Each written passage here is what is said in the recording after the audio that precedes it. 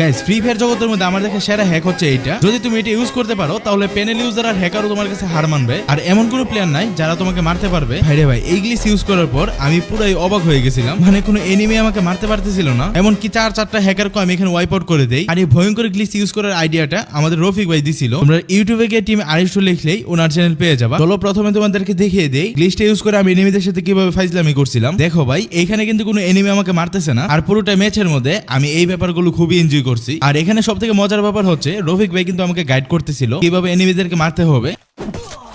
খুব মারেন মাথায় মিয়া গগদেন।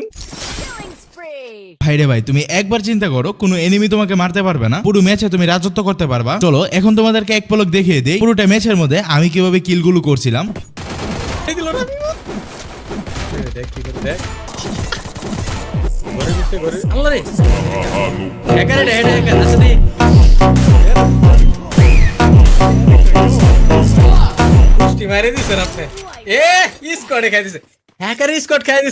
এখন তোমাদেরকে দেখাবো তোমরা কিভাবে এই গ্লিচটা ইউজ করবা। প্রথমে তোমরা পকেট মার্কেট থেকে ছোট লঞ্চ প্যাডটা কিনে নিবা, তারপর সেই প্যাডের মধ্যে লঞ্চ প্যাডের কাছে এসে দূরে এই ছোট লঞ্চ প্যাডটা বসিয়ে দিবা, যেন দুইটা লঞ্চ প্যাডই তুমি ইউজ করতে পারো। তারপর বড় লঞ্চ প্যাডের কাছে দাঁড়িয়ে তোমার নেটওয়ার্ক অফ করে অন করবা, তারপর ইউজ বাটনের মধ্যে 2-3 বার ক্লিক করবা, তারপর আবার ছোট লঞ্চ প্যাডের কাছে গিয়েও 2-3 বার ক্লিক করবা। এরকম ভাবে টোটাল 4 বার করবা। আর যখনই ছোট লঞ্চ প্যাডের মধ্যে উঠবা তখন এক্সিট বাটন ক্লিক করে নেমে যাবা। আর কিভাবে বুঝবা তোমার এই গ্লিচটা হয়েছে, তুমি তোমার টিমমেটকেও বলতে পারো, অথবা এখানের মধ্যে তুমি লঞ্চ প্যাডের সাউন্ডও শুনতে পারবা। আর 2 বার ট্রাই করার পর আমার গ্লিচটা হয়েছিল। তারপর তোমরা রফিক ভাই রিঅ্যাকশনটা শুনো।